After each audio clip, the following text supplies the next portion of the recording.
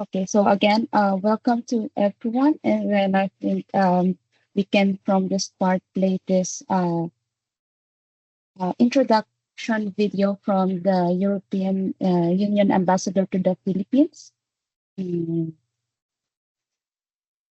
that's right.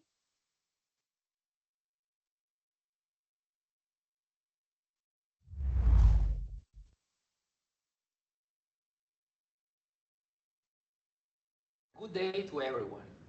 As the European Union ambassador to the Philippines, I am very honored to represent a European Union made of 27 European countries with a shared commitment to peace, prosperity and sustainability and democracy. The European Union is not just a political and economic union. It is much more. It is a global partner which values cooperation, inclusivity, human rights. Here in the Philippines, the European Union has been a reliable and consistent partner for over 6 decades. We support a very wide range of initiatives, from promoting peace, good governance, human rights, to enhancing common security in a complex geopolitical context, advancing digital innovation, trade, disaster risk reduction, green economy, and much more.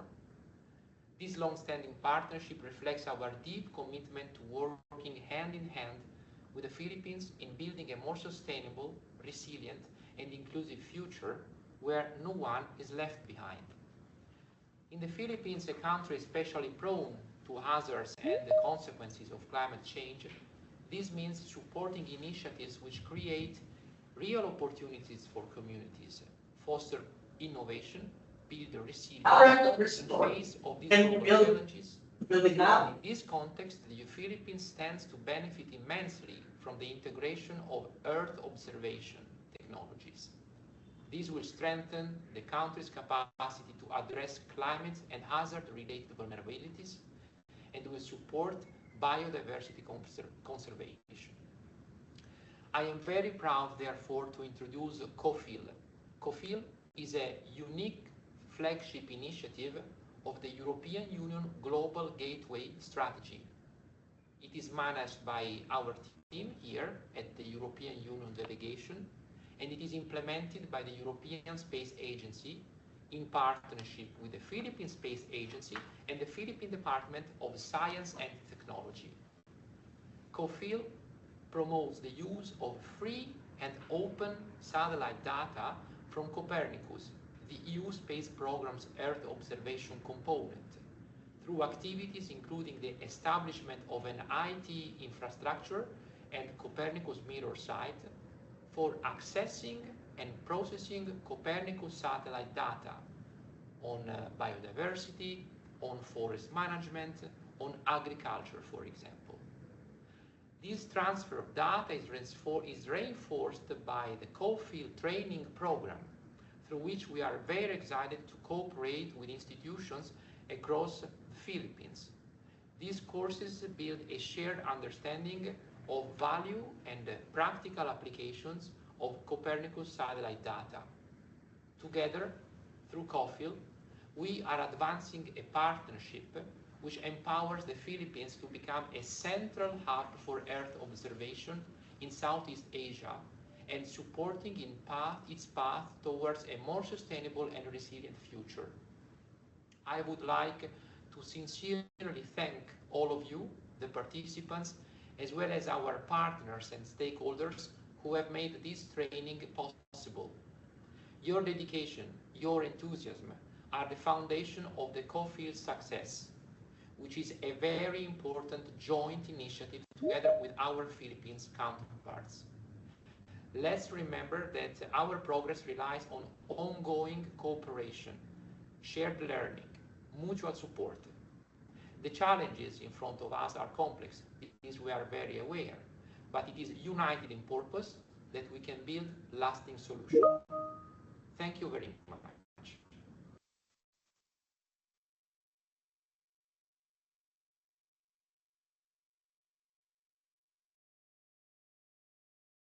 Thank you, Carla. I'm sorry for this network now. So after this introduction, I will now give you a short overview of the of the services we already have so that you know where this training stands. So we have, as already said, the video, the CopPhil itself. We had an introduction course. We had the theoretical courses to build up the theoretical knowledge about how the services work and also the thematic background.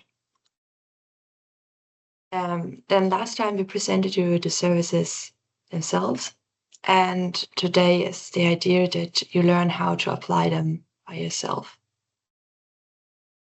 We have in total 5 different services. So ground motion, forest, land cover, crop, and benthic habitat, which all of them have the same course structure. And in the end, next week at the at the Space Week, we have a final event where we will hand over also some certifications for the people who participated on site and went through all of these training courses for one service. You can find all of the training material in our CopPhil Digital Campus through all of these services. So if you're also interested in one of the other services, you can also go there and see the other training, but you can also recap on the material from the practical as well from the theoretical forest training. You just log into this digital campus. You need to register first, and then you can easily log in and access all of the available courses. This course will also be made online then later, and there you can also fill out 3 short quiz questions to get the certificate of attendance here. This is shortly the certificate structure, what you get. So we have 2 course certificates in the end. So if you finish the training series, you get a certificate of participation. And if you completed 1 course, you can get a certificate of attendance that you were there. All right, and with this, I would like to hand over and officially start the forest monitoring application. So if you want to start, Patricia, I just give you the words. Thank you so much. You're welcome. Well, good morning, good afternoon, everyone. It's a pleasure to be here one more day in the final training.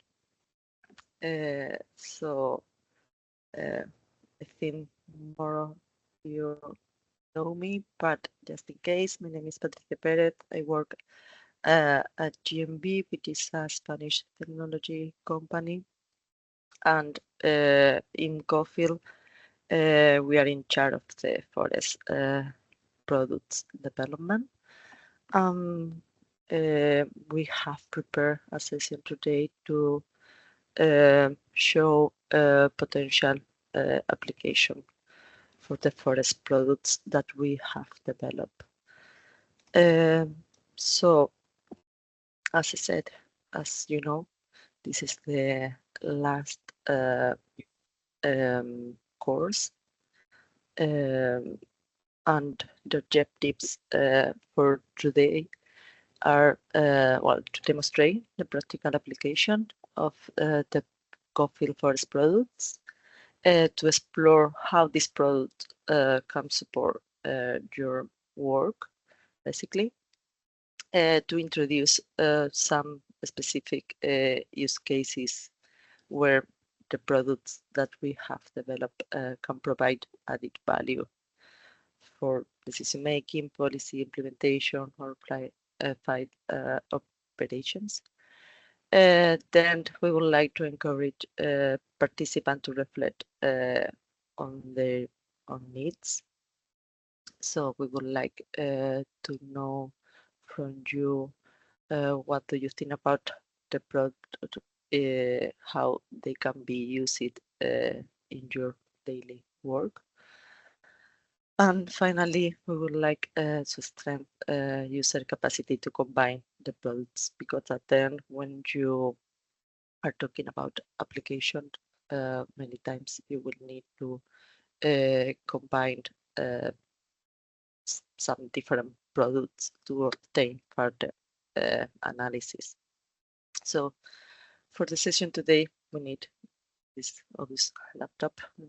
This is more for a on-site session. Also, we will need QGIS or another similar one, but the exercise will be done in QGIS.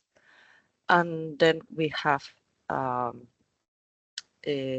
link with the material that we have prepared and that we have shared in advance. But we did a small change, so let me share again the link to it, because one of the layer has changed. We need to do a little change. So, Pablo, can you explain which of the layer has changed and they need to download again? Maybe we can do it right now, so we have the right data set for the exercise for Yes. the practical part. Yes, I think it's better to do it right now. You can download everything. I think it's not too much, 100 megabytes and 300. But the main thing that have changed is in the for the use case we have added some of the layers. Some of the layers for the first use case, and also the protected area shapefile has changed. So, well, I will recommend you to download again the protected areas shapefile, because I realized yesterday that they have some issues with the layer, so I have changed some things. And for the use case, let me check for the reforestation. Well, you can keep it, but if you download it as a whole, you will not have any issue during the use cases. Okay, if any of you has a problem to download it or something like that, please let us know. I think you are allowed to download all the material, but let us know if you have any problem, because I see here right now that maybe the credentials are not correct. So let us know if you had any problem. I guess I am assuming that you already have the material, because we shared by email the links, but please let us know if this is not the case. So as I don't see any comment, I'm assuming that you have already the material, but as Pablo said, some layers have changed, so please download them again. So, and I take the opportunity, as I'm sharing this folder, now that we have included as well a workbook to work on the practical exercise that we will have later. So you can download it this already. So let me know if you have the same any problem with the downloading of it. But this is here as well. I'm share also this the link to it in the chat, just in case, and I will continue with the presentation. Okay, so the agenda for today is this one. Have 4 hours of session. First, the welcome overview that we are finishing. Then we will have a very short recap of the 3 forest products. We will not say much, because you already know a lot, all the important issues about the products that we have developed, because we have talked a lot about them from a theoretical perspective in the first session, and from a more technical view in the second one. Then we will have a session related to the other data set, not the CopPhil data set itself. We will talk about other forest products available. We will talk about the other implication that I think could be useful for you to know when you are working with geospatial data set. As I said at the beginning, when we talk about application, we will have many projects to combine. We will need to combine with other many different layers. So there are many other things that we might need to consider when we are working with that formats, access to the data, and this kind of things. So we will talk about it a little bit more in deep. And then we will go to the use cases. We have prepared three use cases with a sample from other projects that we had, and with practical exercises that we will carry out in this, as I said at the beginning. And then we will do a recap of everything. So I will start with the recap of the three projects. Here is a slide that we have shown in previous session, but a little bit changed because as we are working in the second version of the forest area and type, when we had included some improvements based on the co-development activities that we carry out during the project. This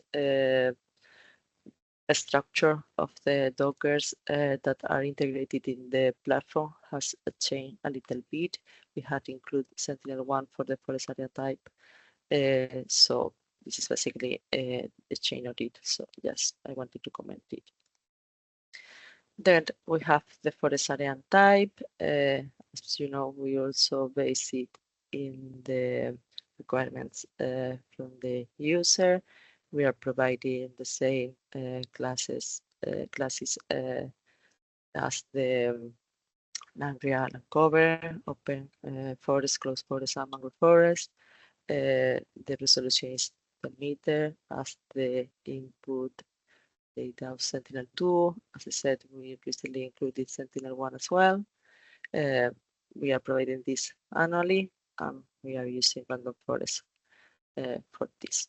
As soon as we finish the second version that we will finish soon, we will start as well. Well, we will continue with the validation that we have started already, but we would like to finish it in the following months. Then we have the tree cover density, given the percentage of cover of areas covered by trees, with the spatial resolution 50 meter. It makes sense with the structure of the forest. This is annual as well.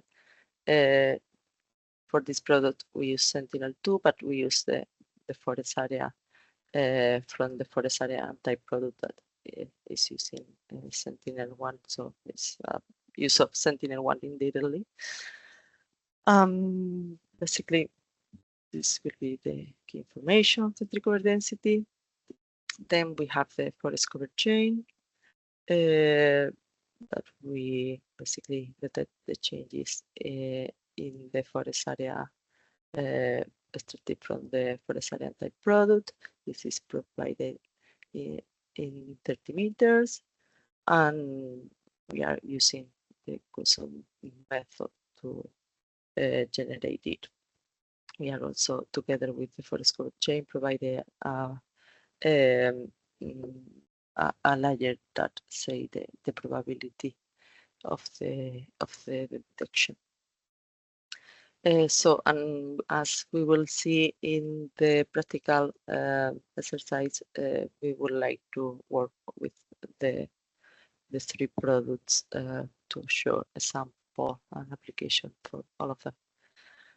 Just Also a reminder, I think at least most of you were in the practical session, but here in this slide it showed how the products are running in the platform right now, and the arguments that you need to change to run it. But, well, this is the sample for this area and type of the cover density, but that you have to change the data and area of interest. But for the forest cover chain, you need to change to specify the month as well, as this is a monthly product. Pablo already explained in detail in the practical session how this is need to be run either in Linux terminal or in Windows PowerShell. So this is the end of this slot. So we will start with the, as I said, this slot that we wanted to talk a little bit about what problems and consideration that you might face when you are working with geospatial data set that we think that could be useful to share. So Pablo, if you want to present these slides.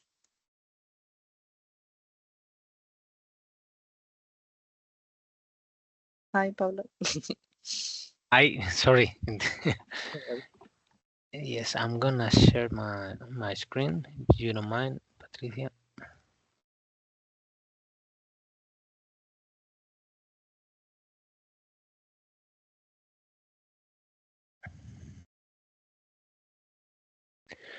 So I'm gonna show now some other data sources. I will start with talking about the Sentinel imagery. I'm not gonna go into deep in this kind of information because I'm aware that you know about it, but I want to share with you some of the basic information about the European Union's Association program, well, about Sentinel-1 and Sentinel-2, and afterwards I will talk about other products that are available about forest, not just from the European Union or the Copernicus program, but also about other organizations, international organizations as the Japanese Aerospace Agency.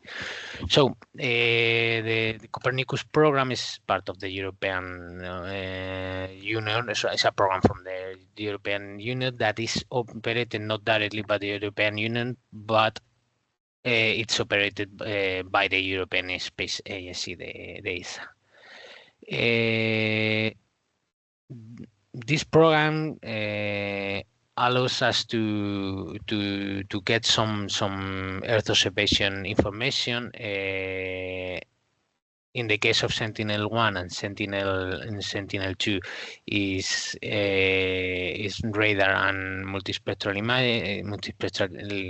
data. But the main point about this program is the information, the data is free and it's open satellite. That means that you can use it and then you can access to it through different ways. But you can use it. You don't have to pay for it, and it's the time series that you have are consistent over the time. So, as I said, you can access through different methods to this kind of information. And you can access, well, if you have access to the presentation, you can click and you can access to the. I don't know. You can see my pointer here. Well, you can access to the Copernicus data space ecosystem. the information is also available through Google Earth Engine. That is not the responsibility of the ESA, but you have the information on the platform Google Earth Engine. Also, the data is available on Amazon Web Service, so you can access through S3, and also it's available on the platform Credia that we are using in this project. Not just to access the information, but also to process and to run the processors. So instead of starting with Sentinel-1, I'm going to start with Sentinel-2 this time. Well, as you know, Sentinel-2 is part of, as I said, part of the Copernicus program. Sentinel-2 are the satellites, the multispectral satellites that they are running right now. Important thing here is the 3 bands that are available from the visible light. We have the red, the blue, and the green channels, but we also have information of the near infrared and also in the short-wave infrared. So one important thing, because as you know, you have also the Landsat program that is I think it's operated by NASA. Well, it's from the United States of America, but we have some differences here. One is the availability of the imagery. We have a revisit time of 5 days here instead of a couple of weeks in the case of Landsat. But we also have other differences like the availability of red edge bands in the Sentinel-2 imagery.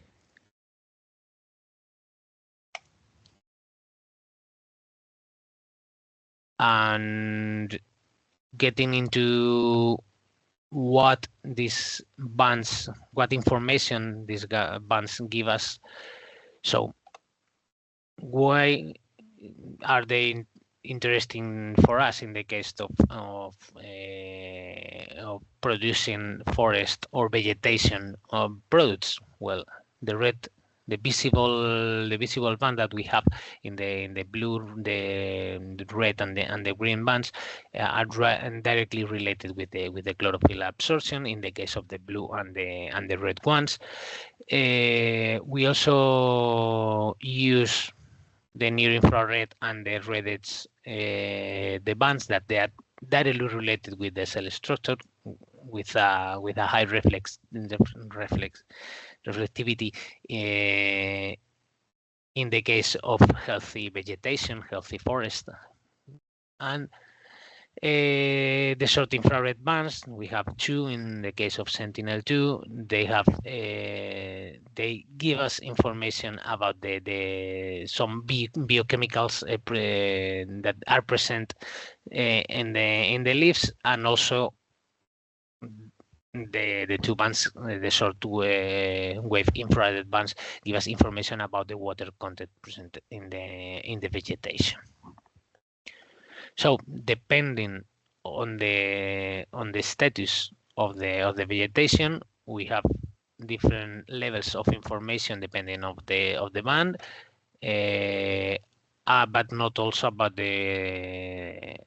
just about the status of the vegetation, because we can the behavior of these bands are different depending of the land use. Comparing as an example, the behavior of these bands in water are completely different than the vegetation or the forest.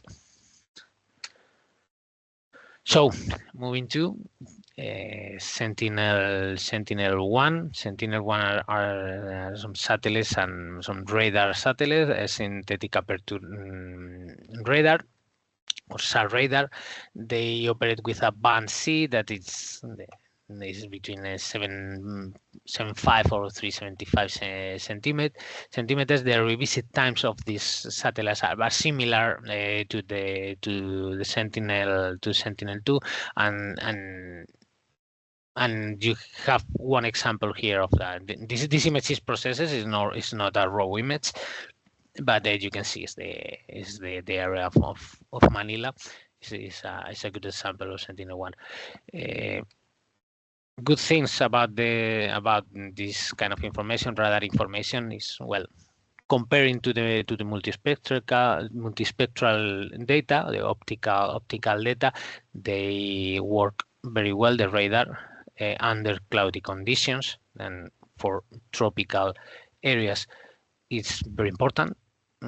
For other parts of the world, we can work just with optical data because we have some good conditions regarding to cloud condition. But in tropical areas, the cloud cover it's almost every year, and sometimes it's difficult to get some imagery. We have experienced some issues regarding to the cloud cover, so that's what one of the decisions of including the second version of two of the products to include radar information also. So the synthetic aperture radar works with different bands. In the case of Sentinel-1, if in band C, depending of the length of the well, depending of the on the wavelength, they work differently under the different conditions.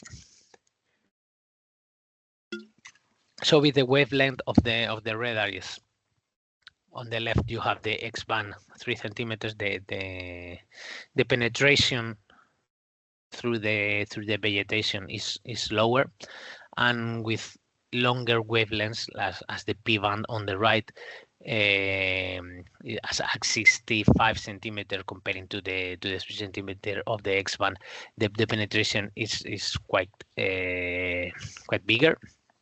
So in the case of Sentinel-1 that is operating on the C band, you have a good penetration, but it's not the best one in regarding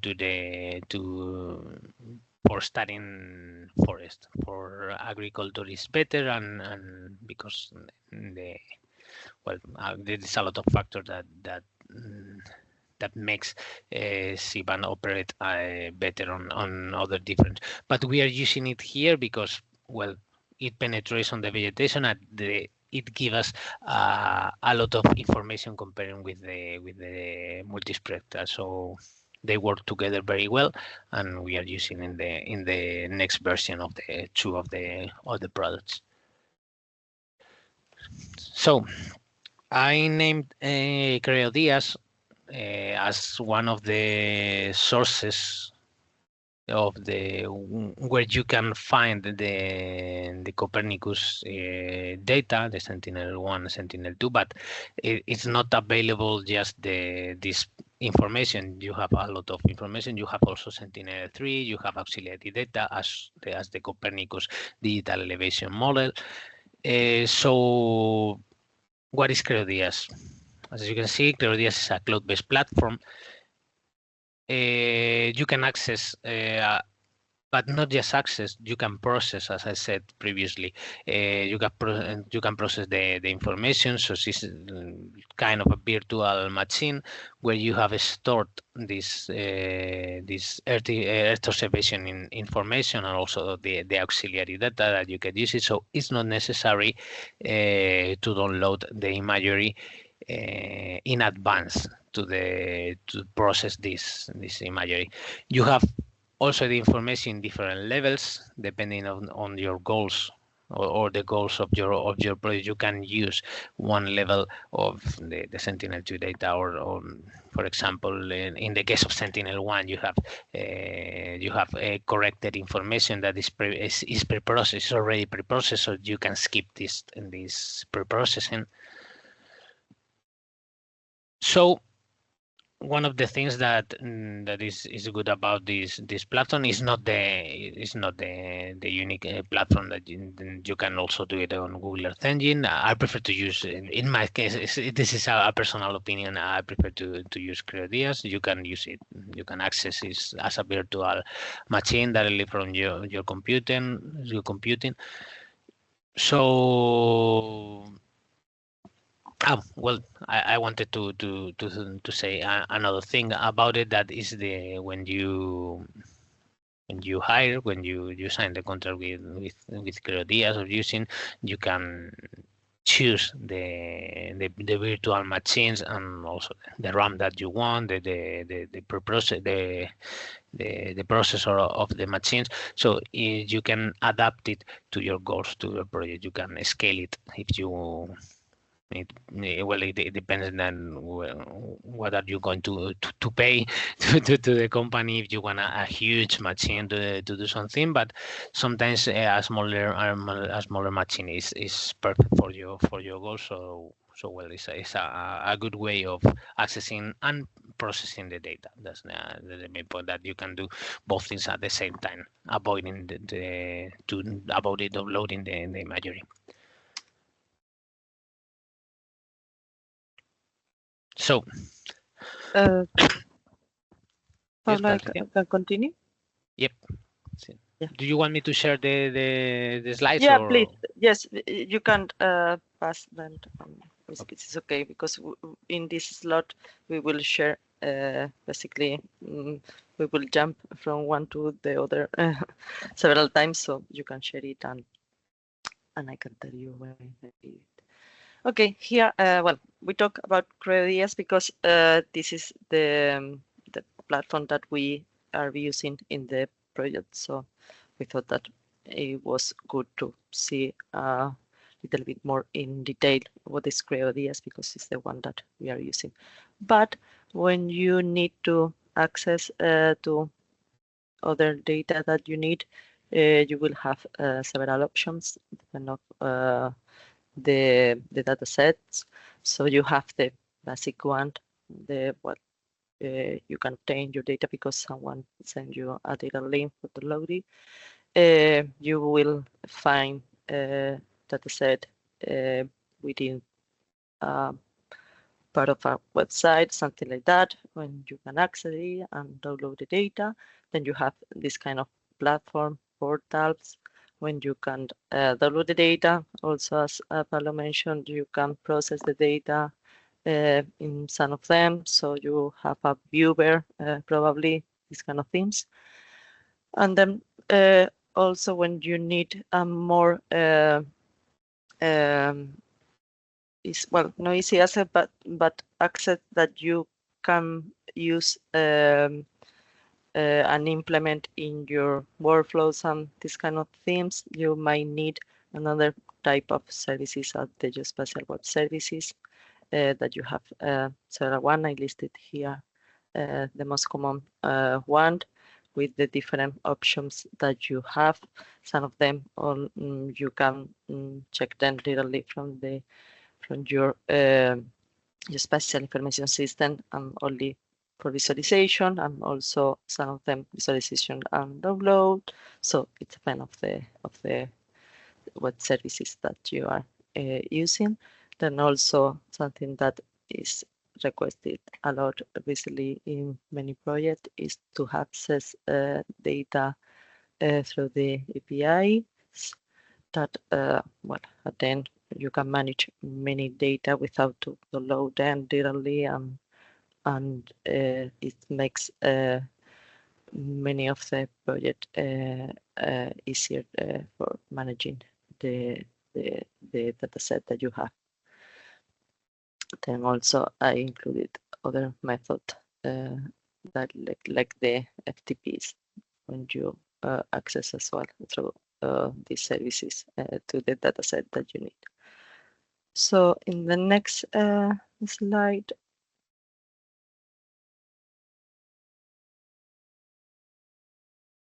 sorry, I was looking in another window. Okay, so here what we wanted is to list the other data sources that could be useful, that provide another data set rather than the first ones. This is a list that we found useful for us when we have been working in the CopPhil project. You might know all of them, but we would like to list all of them, and then I would like your collaboration to include more data sources. Then we can compile all of them and make a full list, and we can share it with you. So maybe some of them can be useful for you, that you might know them. So let's see. So I put at the beginning, obviously, the job portal of the Philippines, that I think will be the most important one, at least for us to obtain some reference data. You have direct access to data through the links provided in the geoportal, but some of them are only available for visualization, so you need to request the data. We will talk about it a little bit later, because indeed this is something that you need to take into account when you need auxiliary data or any data that you need for your products. You might consider that the data cannot be accessed easily, and you might need to contact the institution that have this data set and ask for it. And this could be a problem sometimes, because if you need to ask for the data, it takes time. Indeed, is something that we encounter in this course. We wanted to obtain auxiliary data for the practical exercise to illustrate the potential applications. We found that many of the datasets are not public available, so we needed to request it, and this takes time. Unfortunately, we couldn't obtain much, so I think it's good to share with you and to let you know how this works in the real life. You might know, but just in case. So also included some other sample of website like the NANRIA and PILSA, when you will find some other data. In NANRIA, I didn't find any geospatial dataset, only maps, but well, at the end, the products from NANRIA are available for download in the geoportal of the Philippines. And as I said, if they are not available for download, you need to contact them. And I put here some of the institutions. You are some of the institutions indeed that you might need to contact if you want any of the data set that are available. So in the next slide,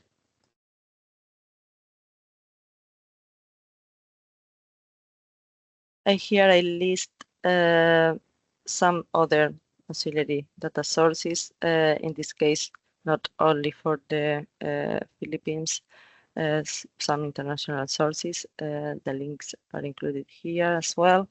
And the things that I would like to compile all of them together with the previous one, and also with other that you might know, and do a full list of potential useful data sources. Here I have included some specifically related with forests, like the Global Forest Watch, sea trees, that is about forest changes, Hansard Global Forest Chain, Global Forest Resources Assessment from FAO, but other that might be useful for some projects that provide data at international level, like, as you know, OpenStreetMap, Wikimap, well, Yeah, and then I put Copernicus, Asia, Gaxa.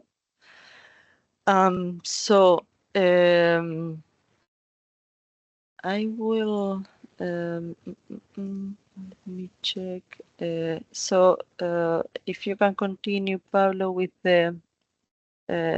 this one, and later, as I said, I will share with you Mentimeter question to collect some other potential data sources that you might want to share with us.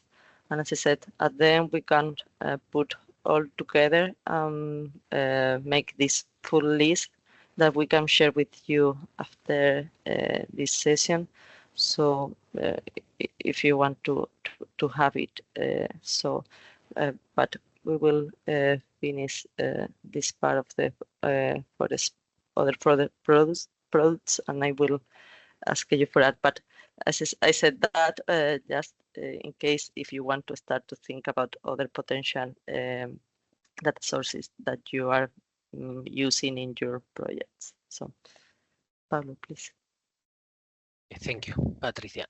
Well, I'm gonna show you briefly now some other forest products that are available. Sometimes not for the Philippines. Some of them are global, and some of them are focused on other parts. The difference, well, there are a lot of difference between these products that I'm gonna tell you a bit.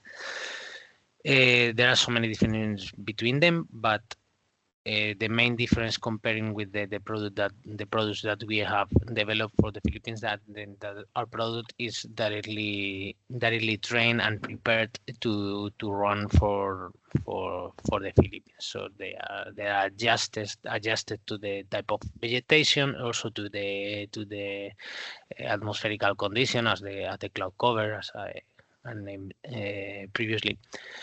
So. Well, the first one, I'm sure that some of you know about this product, but the first one is the Hansen Global Forest Change.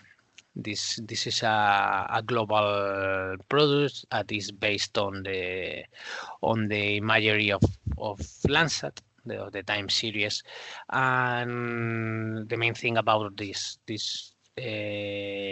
product is that they give us the forest extent and also the forest change. There are some different versions available. I put here that this is available from 2000 to 2019. I think there is one of the version that is available until from 2000 to 2024, if I remember well. And some of the characteristic is that in the global the Hansel Global Forest Change product use this definition of tree that the tree is a vegetation taller than 5 meters. Sometimes, as you will know, sometimes the vegetation is not a tree, but it's taller than 5 meters, and sometimes the trees are shorter than 5 meters. But this is one of the characteristics they're working is working. It's a good product, of course, but because it's prepared for runs globally, it's not focused just on a part of the globe. And the output of this product is given at 30 meters spatial resolution, and they give us mainly two things. That is the percentage of tree cover we are using in this CopPhil Forest products. We are using something. We are giving offering something similar. That is the tree cover density. In this case, Hansen give us the percentage of the tree cover, and also give us a product of forest loss.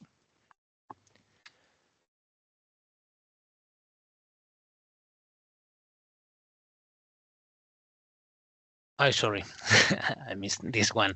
Well, the second one is the high resolution layer or a tree cover and forest from the European Union, and it's based on a tool for monitoring the Euro's forestry and also the biodiversity within this land covers. It's mainly used, it's mainly built or prepared to help with sustainable forest management on Europe, and also to be used to allow the managers to work with the biodiversity and also with the different directives regarding to habitats in the European Union.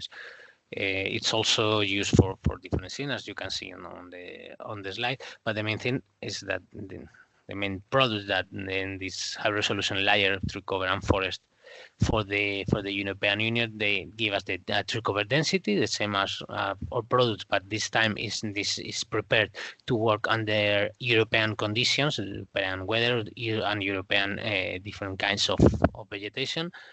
They also give us information about the dominant leaf type that here not just here in different habitats around the globe as the temperate like in the temperate forest, the leaf type is very important to distinguish and between different kinds of forest instead of the structure. This is one of the main things that we have to keep in mind. And also the last one is the forest type. Another one is the pulsar global forest. As the name says, is running for globally. This one is a 10-meter resolution. It's based on radar information. The pulsar satellite that runs with a L band that as I said is different with the different to the band of the Sentinel-1 that works on sea. This L band can penetrate better in the vegetation in the forest. So this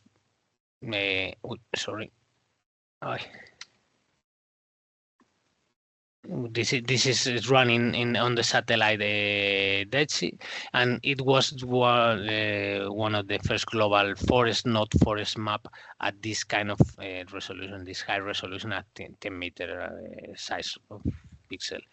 It is prepared to support different things as carbon volume estimation, also to track deforestation globally, and also to support different forest degradation monitoring programs around the world. And they give us high quality data for different things to support also biodiversity protection, different initiatives related to forests as the RED Plus programs, and also to give us information to develop and to run some different climate policies and also forest governance and different kind of forest management. And I think is the last one is the Global Mangrove Watch. We wanted to include this one and regarding to the kind of forest and vegetation of the Philippines. This product maps the mangroves around the whole planet. And you want to take a look. I don't know if the link is in the presentation, but you can access directly. Type in Global Mangrove Watch on Google, and I think it's the first link. They have a good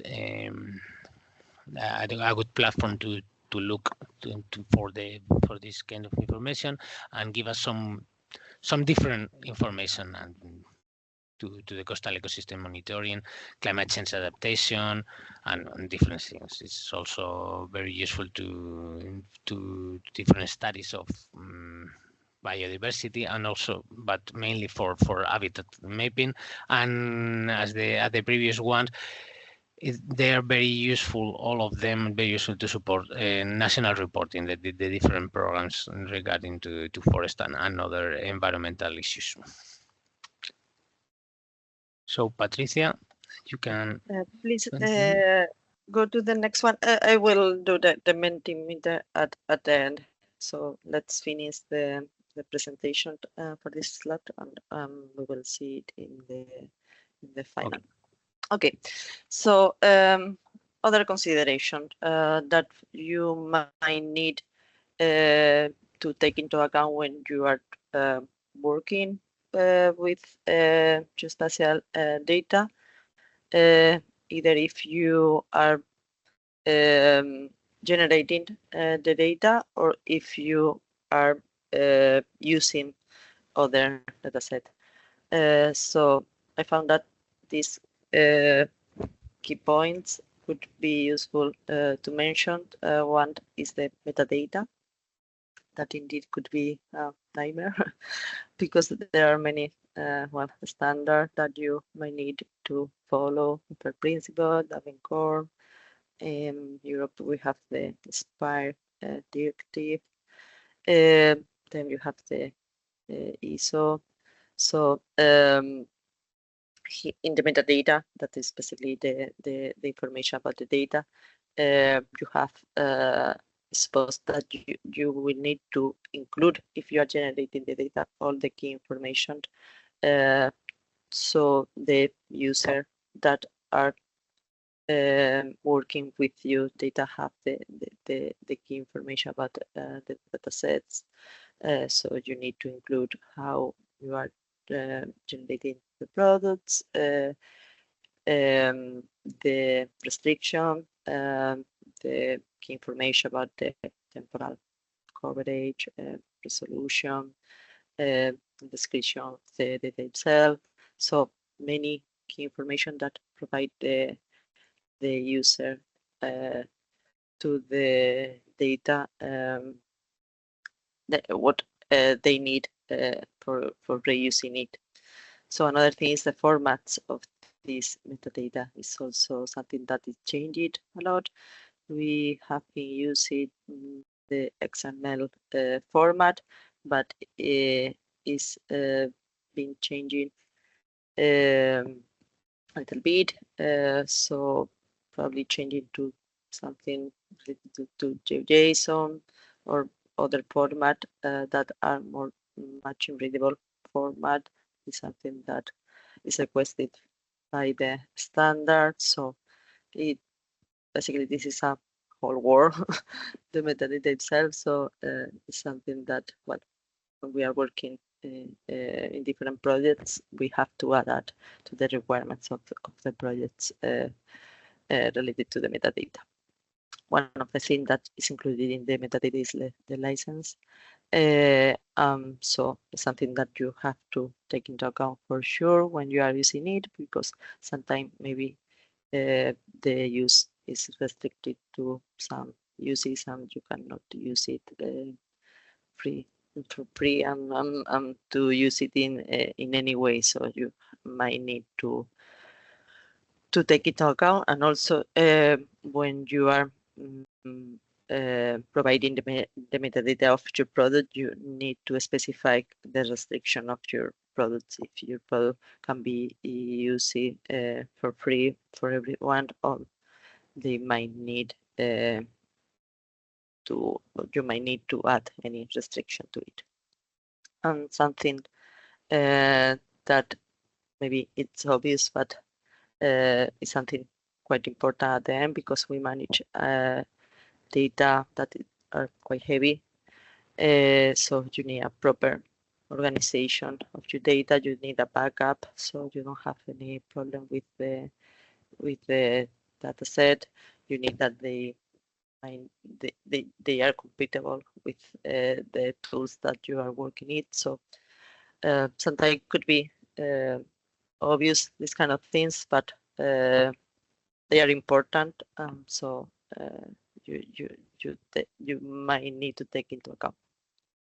So there is one last slide. well, basically, I just wanted to finish with this other consideration that is something could be useful obvious as well, but it's a format that could be also a nightmare sometimes, because the data are not in the format that you want. It is something, or the ideal format for you. It is something that we found when we were looking for auxiliary dataset for this session, that the institution providing the data in text format, you need to change it and compare them to a geospatial format that you can include in a geographical information system. So I just included some example of the most common formats that we use. For vector, the most common will be shapefile, but JSON is increasing in their use. And then for raster, we mostly use GeoTIFF, but also as we are working increasingly with platforms and cloud, so with data in the cloud and these kind of themes, we are using cloud optimized GeoTIFF as well. And then, for example, if you manage data with multidimensional data with, for example, is very useful for the meteorological data when you have many data set from many hours or temperature or this kind of things. So you might need to use a format like NetCDF. So I finished with this part, and I would like to share with you the link to the Mentimeter. I have put it in the chat, and I will share my screen, and I will go to the question. This Mentimeter is not as long as other times. This is basically one single question survey. So I will share this. Well, at the beginning, as always, it's not working. Let me. No, sorry. Well, when you access the survey, you may need to include, if I know wrong, your name. You don't have to put your name. You can put your institution if you prefer, whatever you want, and then you access the Mentimeter survey. So I put the link, but also if you want to access by your mobile phone, you have here the QR code, and also by the website link with the code as well. So as I said, something simple. What we want is to know if you have any other data sources that you think that could be useful to share with the rest, that are useful for you in your work, that we didn't talk about it, or indeed maybe you want to mention that the most important one as auxiliary data source is I don't know, the geoportal of the Philippines or whatever. Maybe when we collect all of them, we can make the full list and share with you. I didn't talk with Carla and Vanessa about it, but maybe we can include it in the digital campus, this full list when we have it. So you have access through the digital campus as well to this list. Anyway, you will have the presentation, but maybe we can do collect them in a Word format, so you have this, you have the list there. Okay, thanks, Vanessa. So now, so far, all of the mentioned ones are what we are really use. Okay, so we were good looking for the data sources. Okay, thanks for the feedback. So maybe no available data for now. Okay. Maybe you don't have like a specific website or something like that, but maybe you have a institution that you work with. You obtain your data set that you are using for your work from this institution. So this information can be useful. So the rest of us could know that if we want to obtain this kind of data, we should contact the institution. So this could be also a valid answer to this question. Okay. Okay, that's great. Thank you. Law of fire protection. Okay, I didn't know it, so useful. Thank you so much. So let's wait a little bit. Okay, maybe data sources but no data. Okay, that could be, as I said, useful as well to know institution that can provide geospatial data. They are not accessed through a website or something like that, but if we contacted this institution, we can obtain this geospatial data set. So this kind of information could be useful as well, and we can include it in this list of data set and data sources. Okay, so I think we can move to the next part, but if you want to add anything else here, I think we'll be able. If not, also you can put it in the chat as well. And as I said, we will try to collect everything and put in a board and share it through the digital campus. Okay, thanks. So we will move to the use case 1, and for that I would like to explain how this will work. Okay, we had defined 3 use cases with 3 different applications for the forest products, and the idea is, well, to explain a little bit in the each use case.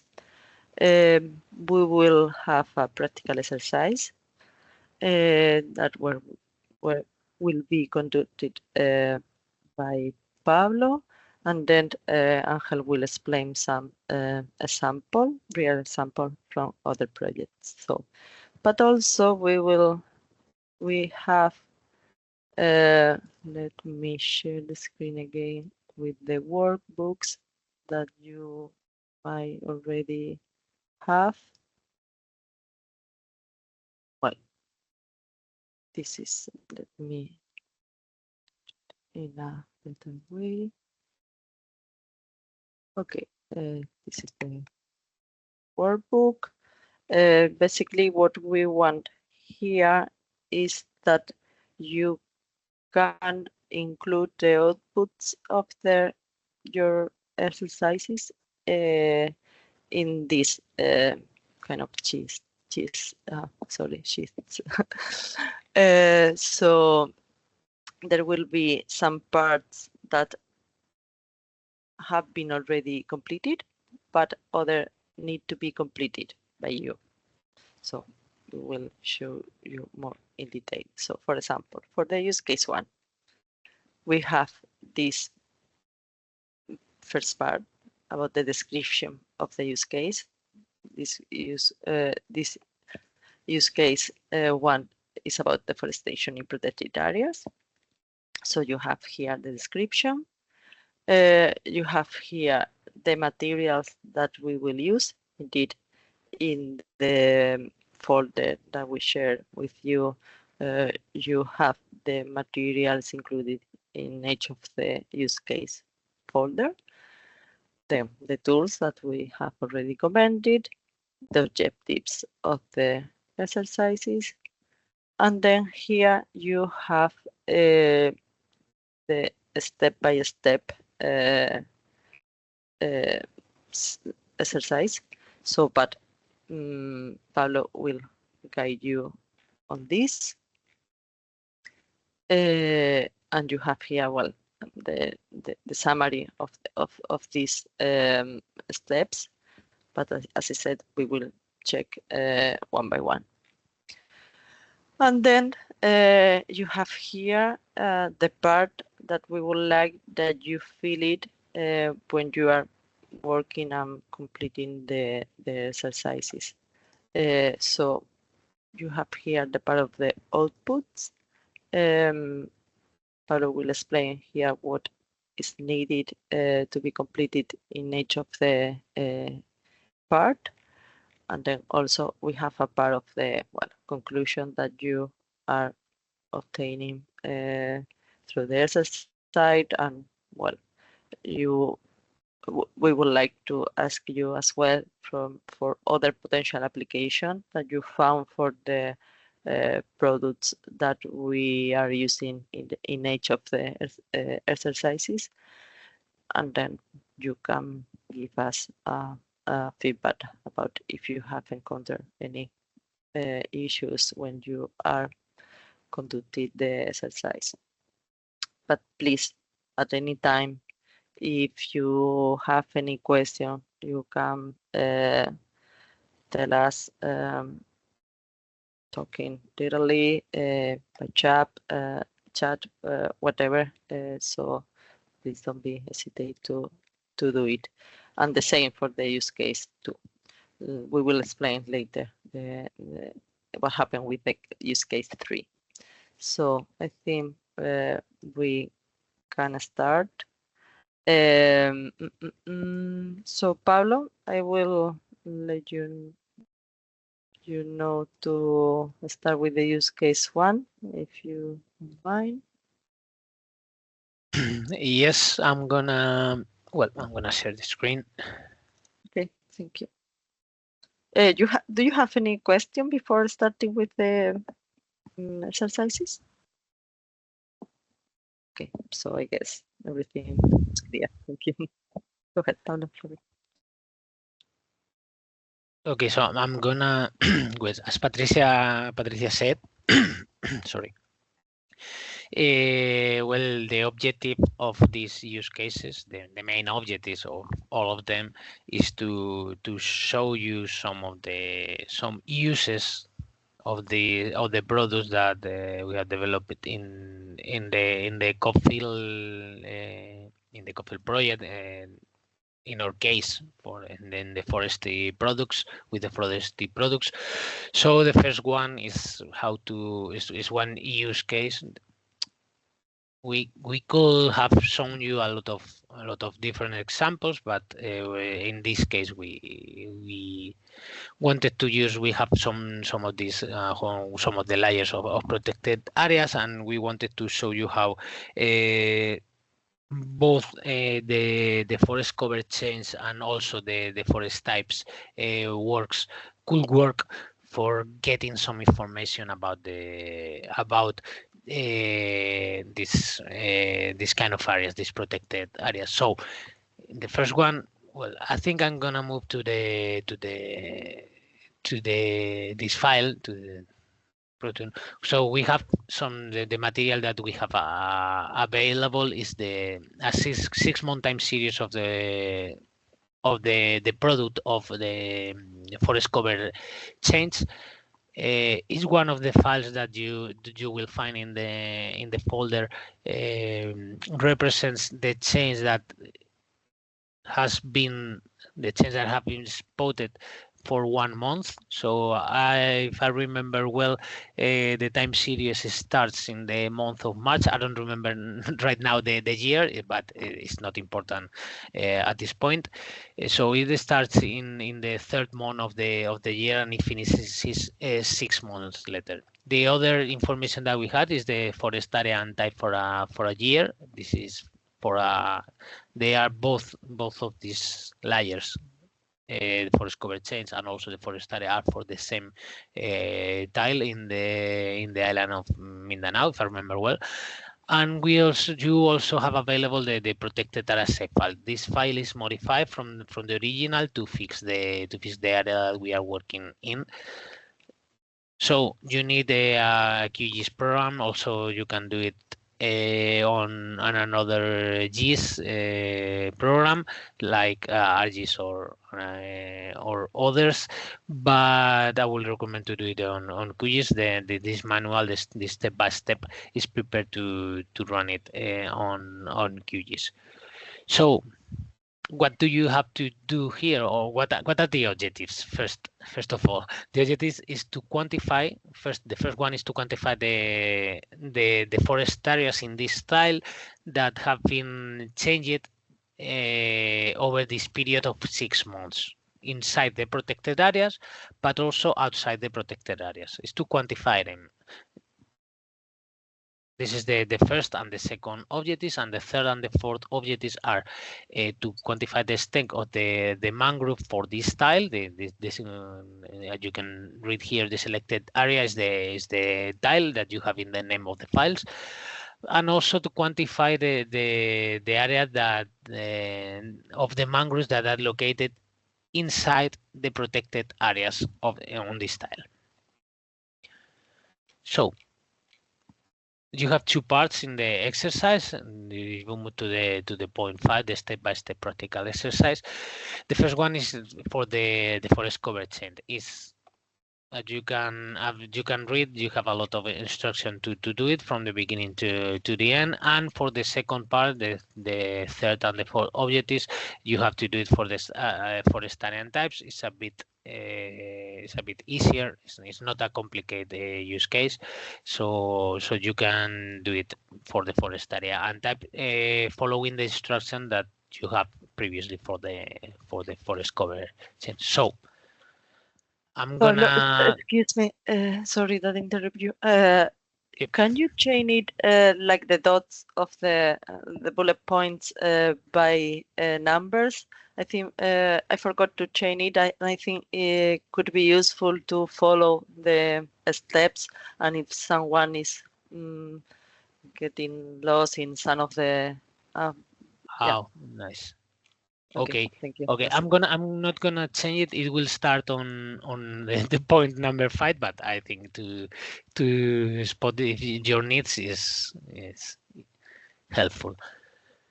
So the first thing that you have to do is to load the layers, the different layers. In the point 6, you have the option to add a reference base map. Is just to visualize where is placed the layers that we are working with. After that, we have here in the point number 5, you will load the 6 different images represented the 6 different months within the time series. But in the point 7 and 8 and 9, you will have the instruction to create just a layer containing all the pixels that represents change within this period. What's the main thing in these different layers? You have 2 different values, 0 and 1. 0 represents no change at all, and 1 represents that the process has spotted some change in the forest. So 0 is no change, 1 is change. You have 6 different files, and in the point 7 and the other ones, and the 8 and 9, you will have to create just one layer representing this change. The change that happened during this period of 6 months. And you will have here an expression that you will have to use don't worry about the name. Most of them are the names of the different layers. Forest change for 2022, the month of March. The second one is 2022 for the month of April. And what are you doing here in this expression? You are changing, you are putting all, you are creating a new layer containing all the information, but instead of having values of just 0 and 1, you will have values of 0 that represents no change, and values of 1 that is change spotted on the first month of the period, value of 2 that the change have been spotted on the second month, in this case is April, and so on.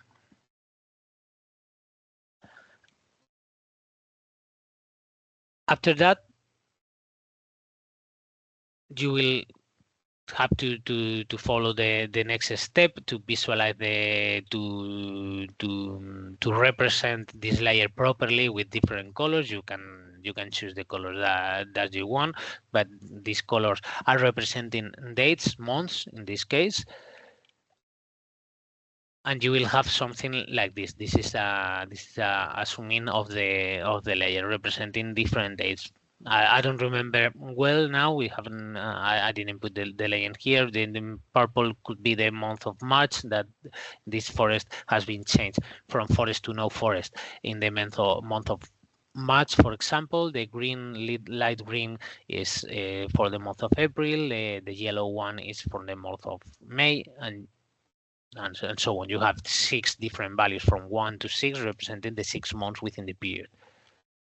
And after that, you have the instructions to compute. Well, you will load the protected areas for this area of interest.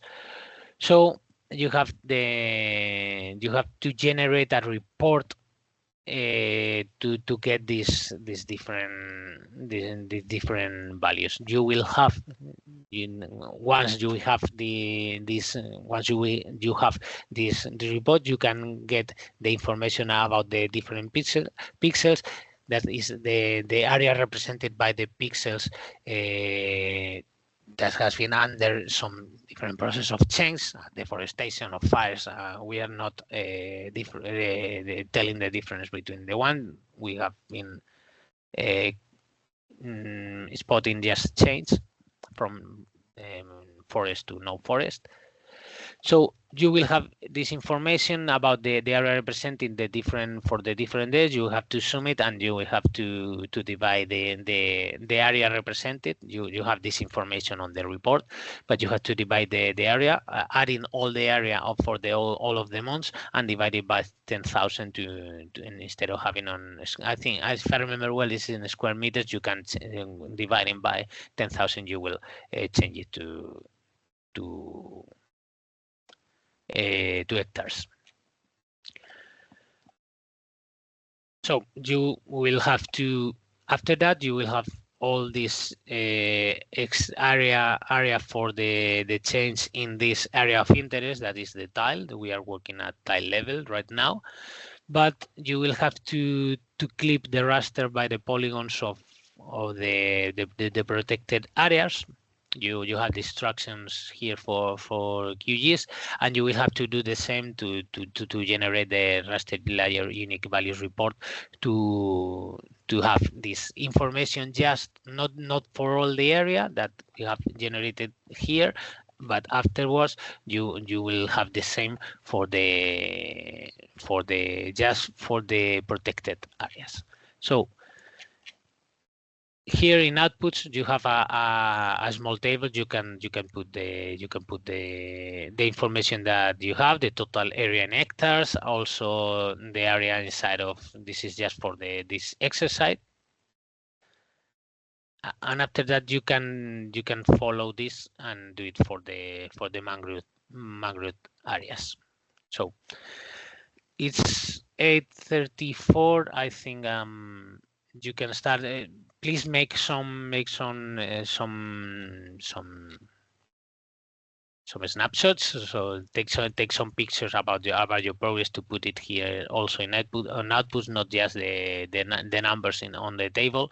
And I think it's 8:34. Patricia, what do you think is 25 minutes until 9?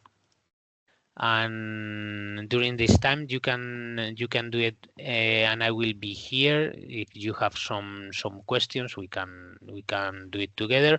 But Yeah, but I think. yeah, I think 25 minutes is enough time. It's not a very difficult exercise.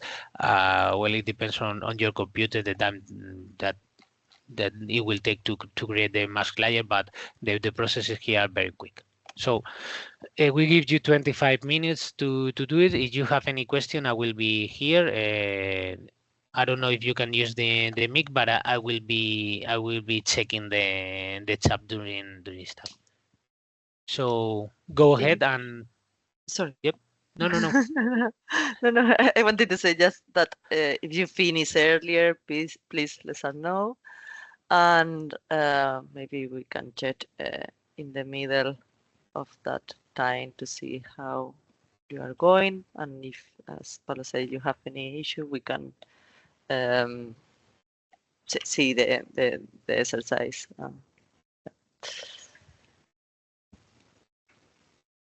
Okay, 25 minutes from now is to 9. If you finish early, please, as Patricia said, let us know to continue with the explanation.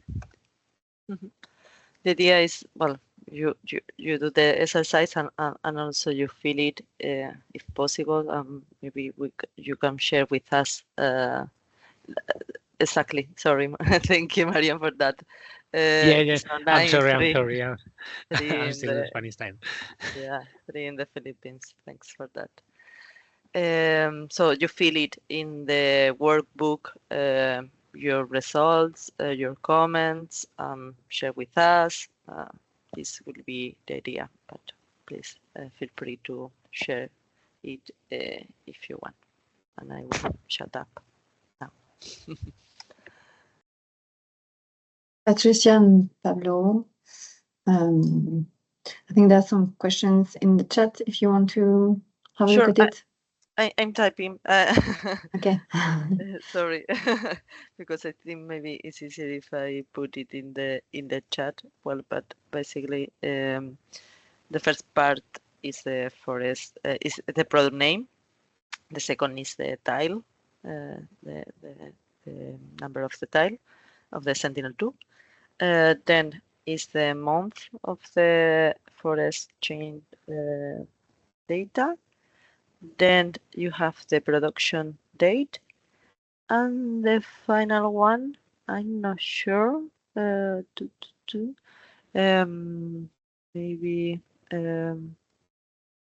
The first date is the year month, right? It's 2022, and then the this the month. is the month, because the product is in a monthly base. So this is the each of them, because we are providing 6 months for the exercise. So each of them is one of the each of the month of the products.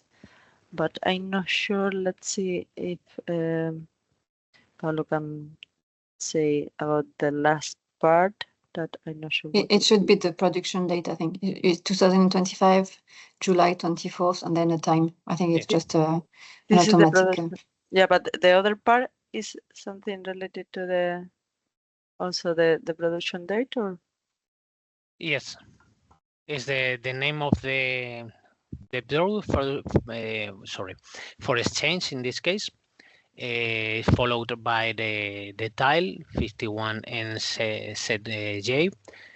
The period that is represented in this image, 2022, for the month of March, for the first one, sorry. And after that, you have the production date in 2 parts. The first one is the year, month, day, and afterwards is the hour.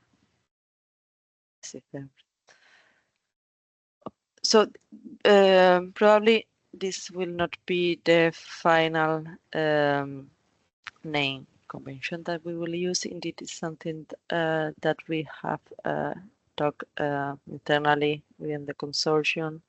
And this is the one that we have right now, but it may be changed at some point to be homogenized with the rest of the products or from the other services and this kind of thing. So you might need to, you might see another one in the future. Okay, I think there's another question. Which one here? If you click, well, this is for the question of Luis and Leal. And in palette unique values, you can click. Because if you are representing the forest change, you will have values from 0 to 6. And well, you can do it in a color ramp like this one, but you can represent the color that you choose, that you prefer. You can use the different colors to compare, like blue and red. It's so to close dates, but you can also do this degraded ramp of color. Well, I see. Hello, everyone. Again, I see some of you are finishing with the first part. Kristan and Lisanne, they have different results. I don't know why. I got the same results than Kristan, but let me check, Luis.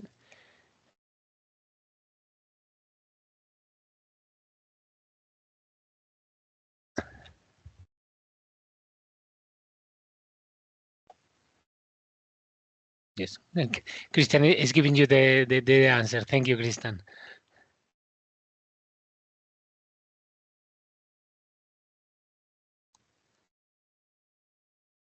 I'm gonna show you a screenshot of the pixels. Sorry, it's in Spanish, but the numbers are the same for all of us.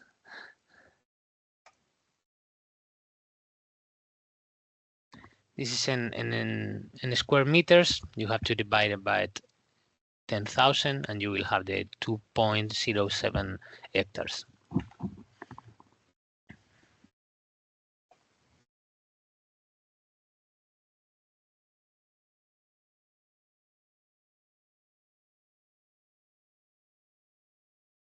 So anybody else have some results or some questions on some issues doing this use case?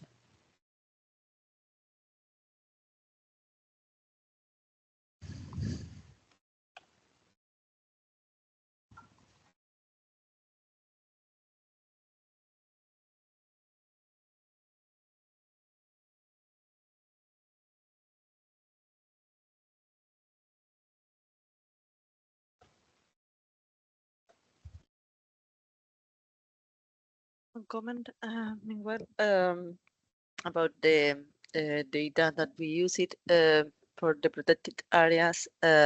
We use a global data set. We wanted to use some data set that are available in the geo portal of the Philippines, specifically from the Philippines, but they are available for visualization, but not for downloading. So we didn't manage to obtain it.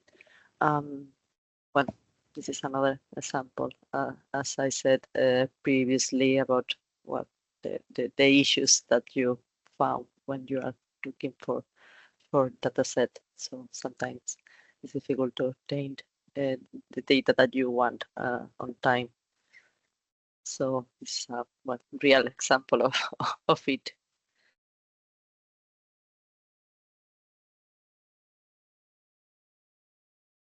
So I don't know if you also want to share with us any feedback that you might have related to the application that you find that this exercise, this use case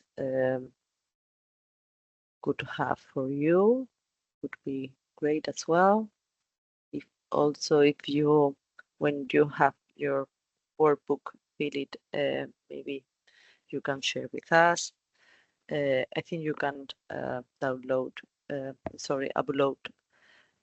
workbook to the GMB Drive, the link that we share with you to download the data. So if you want to share with us the results of it in the same folder, you can upload it as well at the end of the session.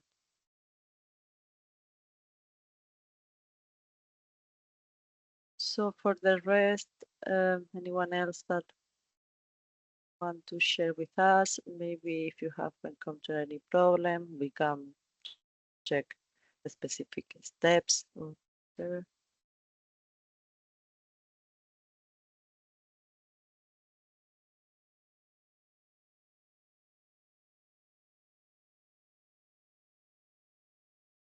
Good. And results.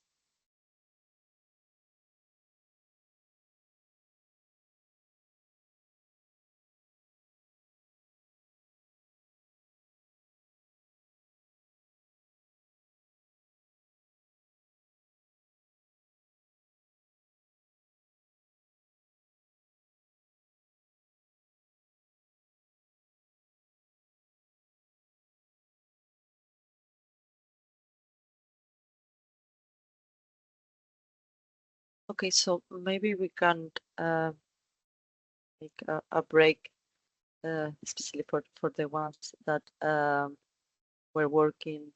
Well, let's wait maybe for the comments from Andrea, but I think he's typing. But yes, after that we can have a short break.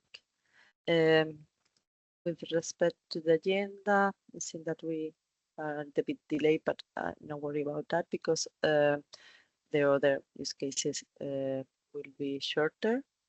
We have also a slot at the end that we can use it as well in the use cases. So we are on time, no worries about that. Yes, and I would like to say if you want to finish this use case afterwards, and you can, and if you have any doubt about it, you can contact me by email anytime. So do not hesitate about it, and write me if you need anything or you have any question about it.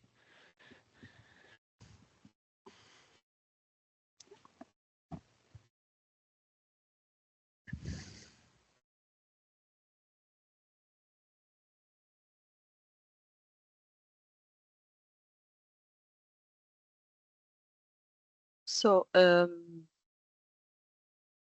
we'll go for the break. We can go back at 3:20, 15 minutes of break. Are you okay with that?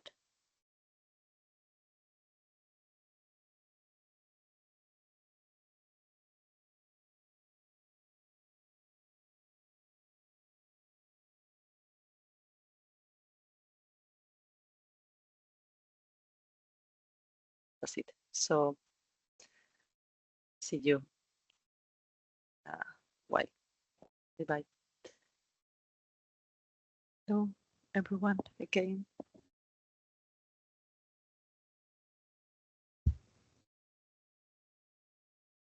I hope you have enjoyed break. So I think we can continue with the session. My colleague Angel, because we planned to do it at the end of the use case one, so we'll sit this part in the previous case. So the idea is to show before continue with the use case two, some example of application for the case one, for the use case one. So Angel, if you want to share the screen and show the example that you have prepared. Yeah, Okay.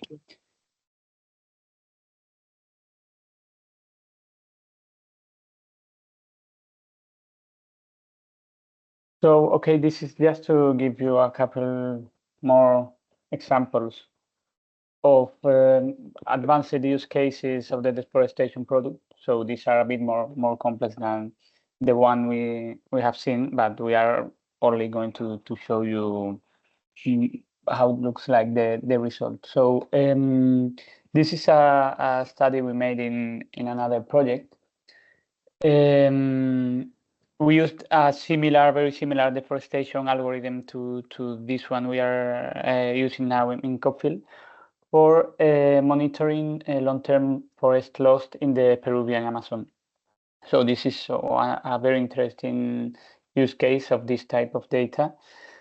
This long-term forest loss study revealed that, well, the Peruvian Amazon was progressively being deforested. This was achieved through long-term monitoring with the deforestation product, and it has, I would say, two main advantages regarding global conventional products, because, for example, we have the Global Forest Change by the University of Maryland, which is quite a good product to do this type of analysis. But in this case, we can go at sub-annual level. So we get the deforestation every 2, 3, 4, or 6 months. This is very interesting because it allows us to see where the where the deforestation is occurring within the year, and also these algorithms are trained specifically for a region. In this case, the Philippines, or well, in the case I'm presenting, it was for Peru. And it allows to compensate the errors better than if we use global products such as the Global Forest Change. Well, and this is another use case of deforestation product. This is a bit more specific and special, I would say. We use the deforestation product to study the environmental effects of armed conflicts. In this case, well, in 2016, the government of Colombia signed the peace agreements with FARC-EC, a paramilitary group that was in the forest of Colombia. And well, what we can see is that before, mainly in this chart, this bar chart, is that before and after the peace agreements, the deforestation changed a lot. So after the peace agreements, a lot of companies that were, let's say, reluctant to enter into this forest, they entered the forest, and they started to operate and to deforest, mainly for oil palm plantations or some other types of plantations. And well, it's just like a very specific and interesting use case of the deforestation product. Well, this was the break that we already made. So now, Pablo or Patricia, if you want to present the use case 2, I give you the floor. So, well, I think Pablo can continue, but I just wanted to say that, well, Pablo will show the use case 2 for this one. We are using mainly the covered density product. We would have liked to include additional auxiliary data set, but as I said at the beginning, sometimes it's difficult to find it. So we needed to add the use cases to the available data set. Yes, I wanted to mention that, something that I said several times, but it's something that I think should be remarkable and we all need to be aware of this kind of situation that we can find in many different projects. So, that please, Pablo, you can continue with the second one. Okay, thank you, Patricia. Well, the second use case is based on a completely different data source. In this case, we are using the tree cover density products. Our goal here with this use case is so that how it could be used to in a much management context of restoration or reforestation of these forest areas. So, well, there is a lot of uses for this kind of information that this product offers, but we want to focus on this. So you have available three different layers that corresponds with three different tiles, and I want to remind that our products are processed at tile level, so you can choose the one that you like the most. That maybe this is your place, or maybe it's because you like, or you have some information about it. It doesn't mind which one you choose. And the main objective here is to use this tree cover density to select some areas to do some intervention like reforestation. So we will use here this tree cover density. I would like to remind you too that the tree cover density is a product that goes from 0 to 100% of tree cover for each pixel. So you will use this layer to decide where to conduct this reforestation practice. It's easy and it's very simple. I know that this is not the right way to do this kind of restoration, but it's one of the steps that you can do to select these areas. So you have all the information in the step-by-step practical exercise part of this document.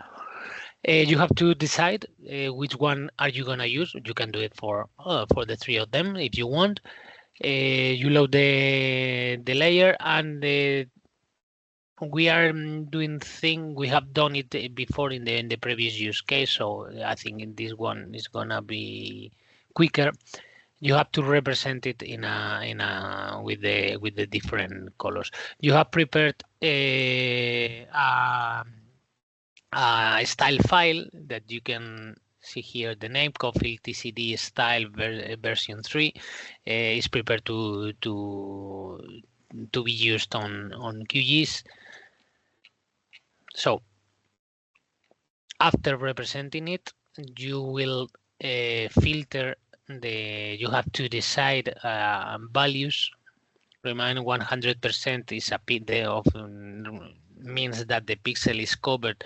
The cover of the pixel is covered by all of them is covered by trees. 50% is just just half of the pixel is covered by trees. So you have to decide a threshold to apply it. I think I used 50 as the threshold. Please use another one to have different results between them. And after selecting the threshold and applying it to the symbology of the layer, you will have a map representing the pixels that are within this threshold that you have set on this. So go ahead. I think this one is going to be quicker. So what do you think, Patricia? 15 minutes? I think it's enough 15 minutes because it's gonna be fast. The same as always, if you have any question, just let me know. and I will be here for answering them. So until 3:45, 46 to have 15 minutes. So go ahead. So how is it going? I see in the chat that two of you has shared with us the outputs. They're very nice. So is there any question?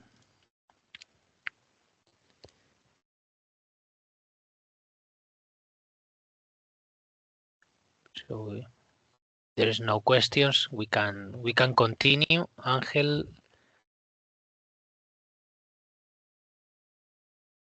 gonna share with you some other examples. Thank you. Okay. Well, my camera doesn't want to work now. No, okay. So yeah, as I did before, I'm going to show you in this case a single example of another use case that we carried out to to use tree cover density products. It wasn't exactly the same tree cover density because in this case it was based on Landsat. And in CopPhil we have a product based in Philippines, which is also in Philippines we have a product based on Sentinel-2, which is still better. But the algorithm is basically very similar, not the same, but very similar. So what we did here was to monitor different restoration works in Tanzania forests.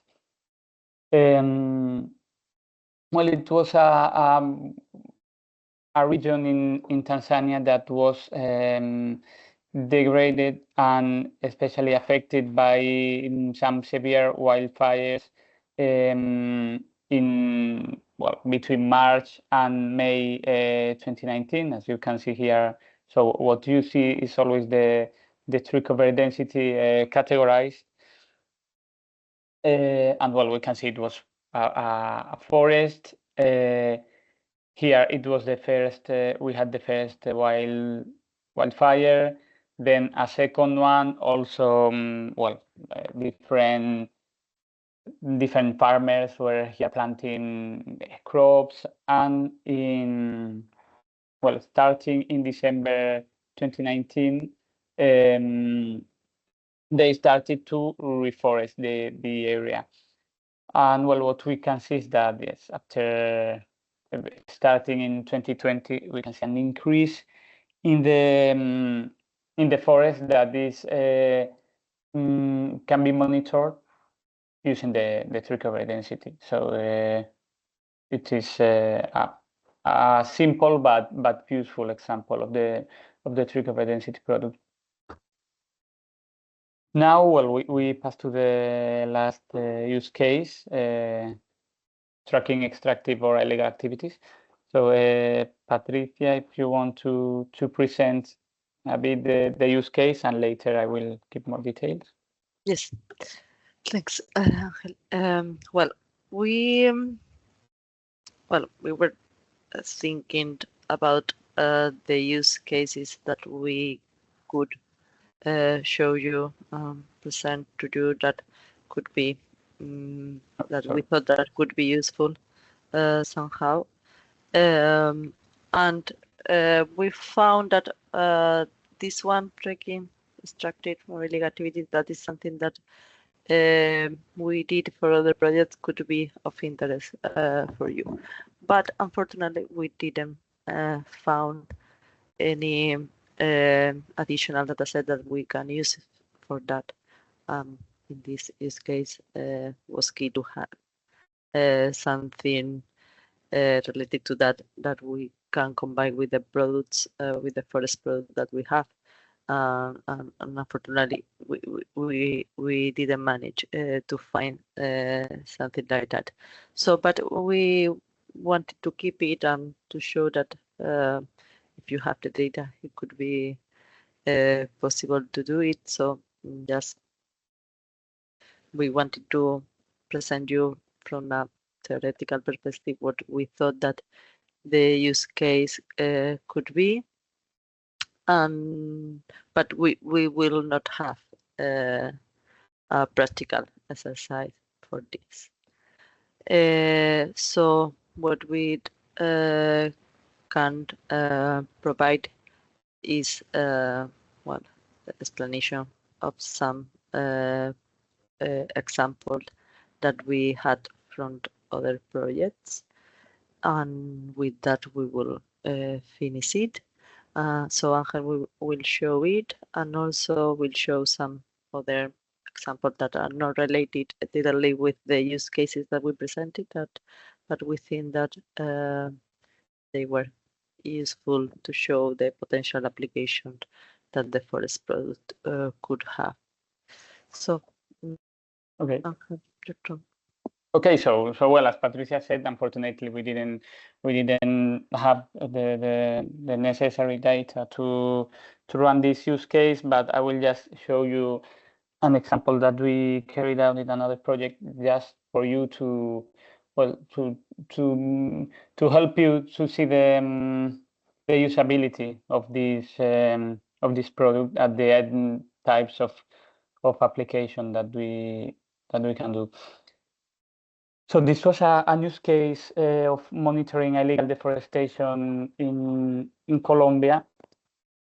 So it is related to well, actually to European deforestation regulations. So we're starting from 2020, the European Union cannot buy cocoa or chocolate or any product with cocoa that is made with cocoa coming from illegally deforested areas. These areas where deforestation is limited are usually protected areas or native forest areas, which are considered of a priority conservation. So in this case, we had these limited areas. These cocoa plantations are the areas where already we have cocoa. The most of the forest we are seeing here is a native forest, which cannot be cut, cannot be altered. But sorry. And well, what we did is to see if in the areas where Europe is buying cocoa, which are those green areas, if these areas had been deforested after 2020. So we just overlap these areas with the deforestation product. We accumulated all the forest loss detection from 2020. It was made, well, it was for 2020, 2021. So we just stacked a year of forest loss detection. And well, so the case is very, very simple because it didn't, so the complexity was in the forest loss detection algorithm, of course, but not in the additional processing to detect illegal deforestation. And well, what we could see is that in most cases, all the cocoa was clean, was legal, so there was no deforestation in the areas where cocoa was being planted. So there was a lot of deforestation in mainly here, for example, in the or in the also in the southeastern part of the area. There was a lot of native forest loss, which is also something they have to control, but at least they were not planting cocoa after that. So we still don't know what was the driver of that deforestation, but we could ensure that the cocoa was coming from legal sources, legal plantations. So it's just all that we have in this use case, but it's just to show you an overview of how, with very simple ancillary data sets, we can obtain interesting insights. And well, last to finish a bit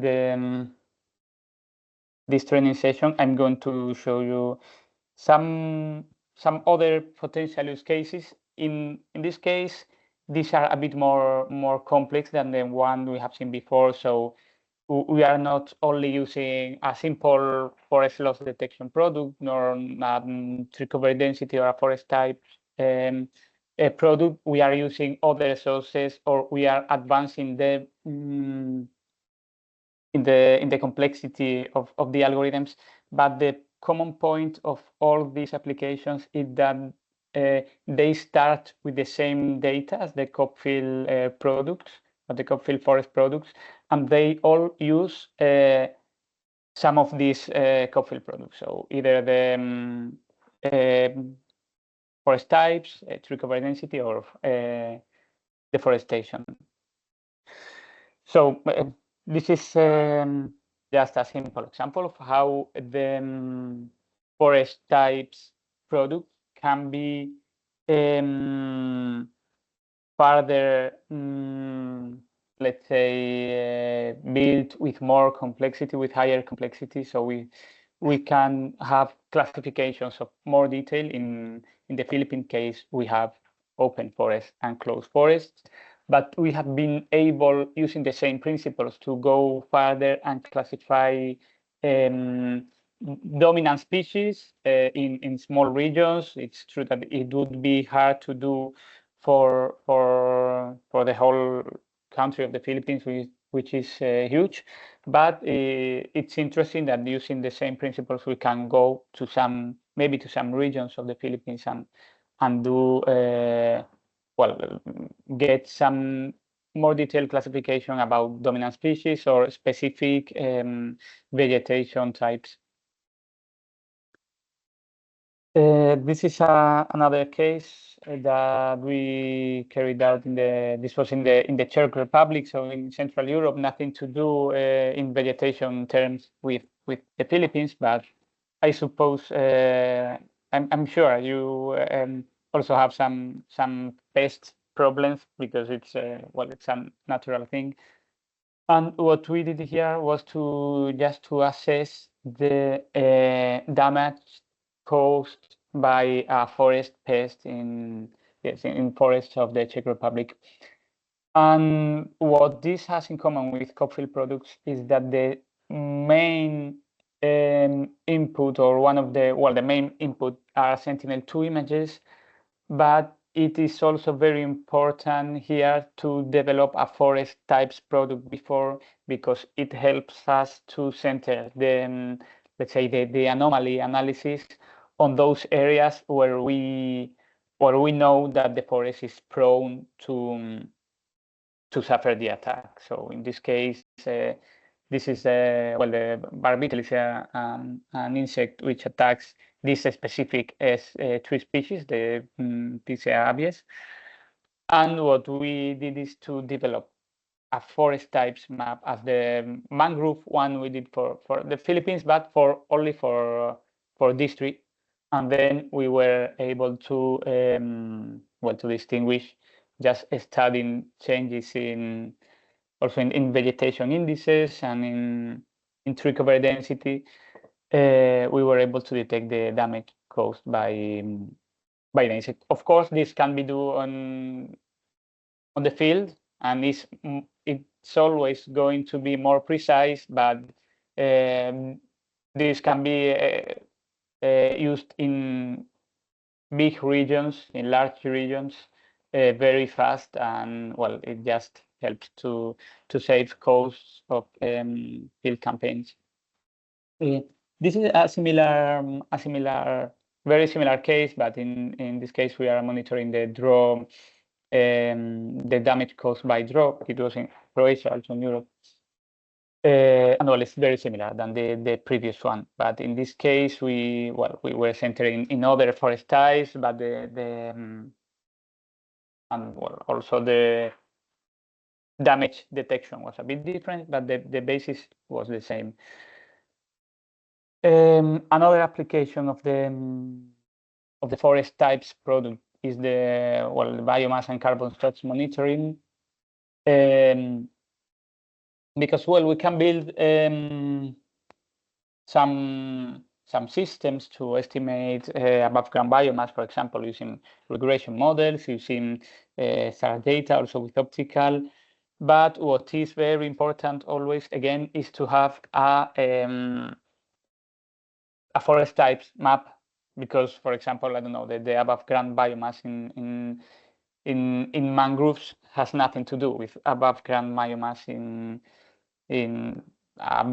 native closed forest in a denser and older. So it is so this is just to highlight the importance of the forest types map, that sometimes can seem very simple, but is the starting point for many applications of Earth observations for forestry. Okay, another very interesting example, and also because in this case it is relatively straightforward to obtain this type of products from the forest types product. So we don't need much more complexity in terms of algorithms. Is the habitat fragmentation. So in this case, we use the forest types map to derive information on habitat fragmentation. The fragmentation, as most of you will know, is very it's very important because it disrupts ecological processes, reduces the resilience of the ecosystem, and it's something mainly for conservation purposes. It is very important to monitor forest fragmentation. And in this case, we just used a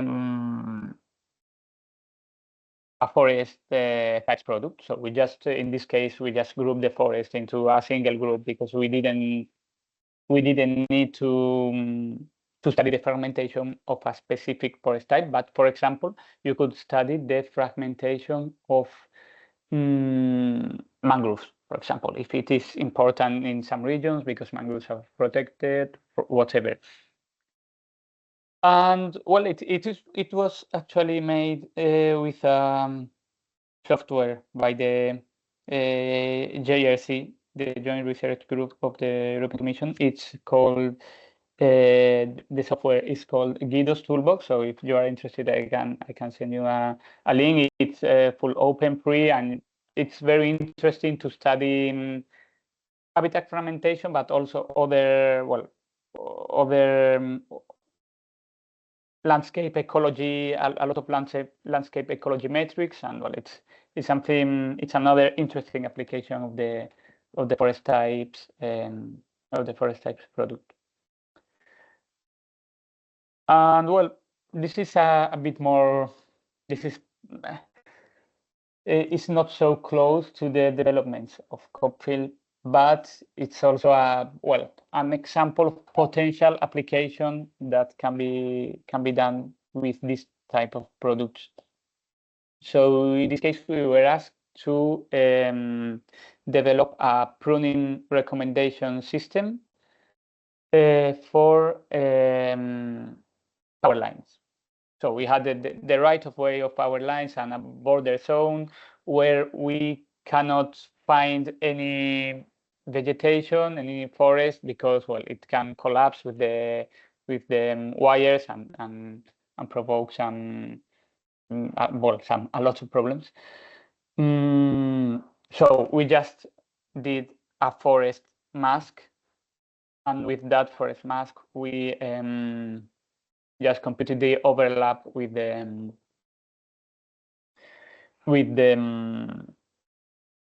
with the right of way and with the border zones of the power lines. I say it's a bit more complex because we were using also some, in this case, the one in the upper part of the slide, we were using also a canopy height model, which is something quite complex to do in some cases. And we don't have anything similar for now in CopPhil, but well, in this case, for example, we were only overlapping the forest with the border zone. We were using very high resolution imagery, not Sentinel-2 imagery, but I think it is feasible to do a simplified version of this using Sentinel-2 and similar methods to the ones we have used for CopPhil. And okay, this is all now. If Patricia, if you want to do some final remarks, my part is finished. Thanks. Thank you so much. I think you showed a very interesting application. I hope you found it useful, and this is the end of the course. Do you have any final questions about any of the use cases that we have seen today, or about the application that have been shown during the training? Also, if you have any other question about the previous trainings, I think we can answer to them as well. Anyway, we will available by email if you have any question in the future about the trainees, about the forest products. I don't know, maybe Vanessa, do you want to say something about the digital campus and the final steps to finish the courses? Yes, so please go to Digital Campus and then fill also out the survey I already mentioned in the beginning. It's very important for us because we also have in this project the capacity building part. And of course, we need to assess if you learned something, learned new skills out of this, out of these courses. But what's also included in the survey are questions regarding the usability of the service itself. So how you want to implement it, if there are open issues to be addressed, this is also part of the survey. And this will also help the service providers in further developing and improving the service, because this service is for you, and this is very important. So this was from my side. Thank you very much for taking part in this course, and also thank you very much to Patricia, Pablo, and Angel to give this lecture. And yeah, thank you. Yeah, thank you so much to all of you for your participation in all the trainings that we had so far. And well, I would say that I really enjoyed this activity, and I hope you found it interesting and you can use what we have provided during this session for your work. I hope so. So thanks. As I said, you can contact us if you have any further question. Thank you so much. Thank you. Bye. Bye-bye.